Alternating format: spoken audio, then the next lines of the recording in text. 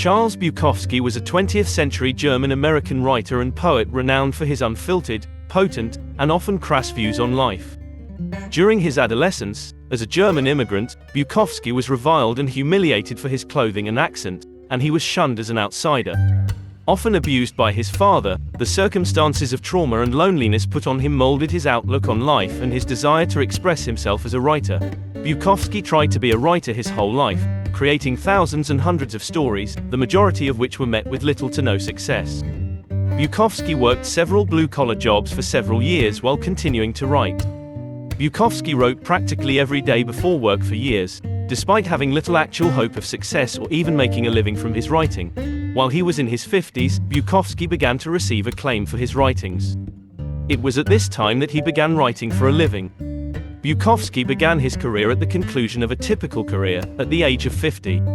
He eventually found success as a writer. It took years and years of unwavering effort and writings to tip the scales in his favor, allowing him to acquire traction and achieve success. It's ironic that his tombstone today reads, "Don't try." How could a guy who had developed his own notion of himself, a man who had gained enormous respect and recognition for his profession, despite the fact that it took some time, how could this man leave the words, "Don't try," as his final offering? Bukowski writes to his friend William Packard in a letter, "Too many writers write for the wrong reasons. They want to get famous, or they want to get rich, or they want to get laid by the girls with bluebells in their hair. When everything works best, it's not because you chose writing but because writing chose you. It's when you're mad with it, it's when it's stuffed in your ears, your nostrils, under your fingernails. It's when there's no hope but that.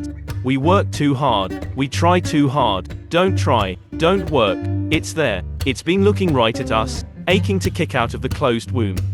Bukowski suggests that if you have to try to care about something or desire something, it is possible that you don't care about it or don't want it. Bukowski didn't try because he didn't want to be something he wasn't. He tried to be a writer but did not want to be one. "If you're going to try, go all the way," says Bukowski in one of his poems. "Otherwise, don't even start," and he lived by it.